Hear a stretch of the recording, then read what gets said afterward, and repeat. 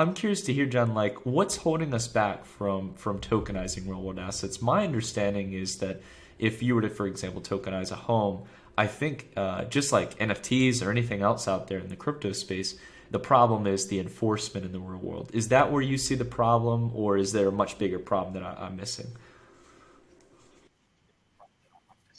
No, I think you nailed it, Nick. I think you're spot on. You say enforcement. I would say policy and regulations which enable again interoperability, because a critical feature here is you want liquidity, right? When you tokenize real world assets, you require liquidity. That comes from obviously multiple parties, multiple players, right? Which is, like you said, regulation, policy, right? Standards, once again, I'll go back to my pet topic of standards. This reminds me, of the late 90s, and you had the early .com wave, right? You had people like Pets.com and WebWan, and they failed.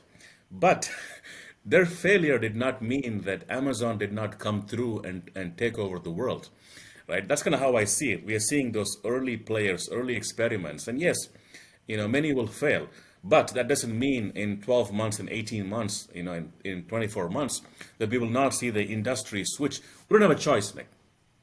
I see it really not as, this is not about a choice. We will digitize assets. It will happen.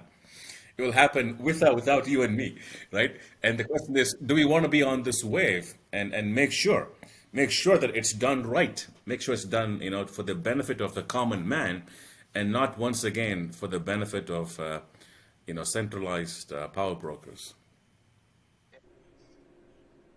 That's a very good point, John. Is that like innovation is always going to be unstoppable, and it's really a matter of the bright minds coming together and making sure that the better interests are served with these technologies. And I think that's again with Web two, and we had some great innovations. I mean, it's completely transformed our lives, but looking back, there's obviously clear flaws in Web 2. So we have to make sure we don't repeat those same flaws in Web 3. And what I like is that a lot of what Web 3 is about and what all these protocols are aiming to achieve, although they're not perfect for sure, is that with these systems, they're removing the power struggle of one key entity from being able to run everything.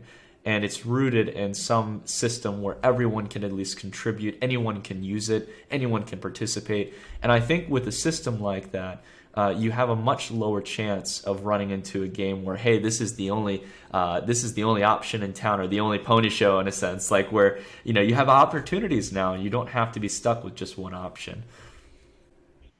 Right.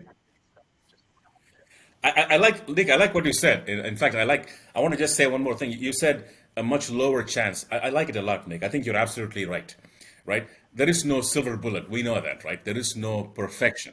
And I like what you said. A much lower chance, which is let's minimize the probability that once again the systems will be biased, tilted in favor of centralized, power brokers and systems, right?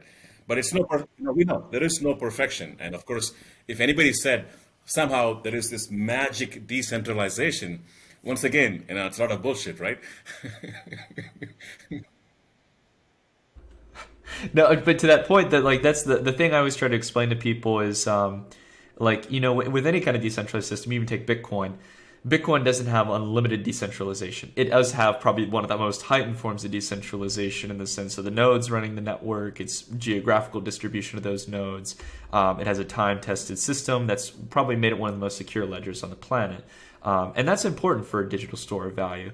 But at the same time, decentralized, as you mentioned, John, there is no silver bullet. There is no pure definition of when have we reached the threshold of peak decentralization. Because what's so great about it is that unlike centralization, where there's one source, decentralization can go on infinitely. We can scale it out as much as we feel the need to in order to secure the systems that we build. So, yeah, at least we know our hearts are in the right place, and once you can feel that momentum of something new coming and your heart's in the right place, it's usually going to turn out good.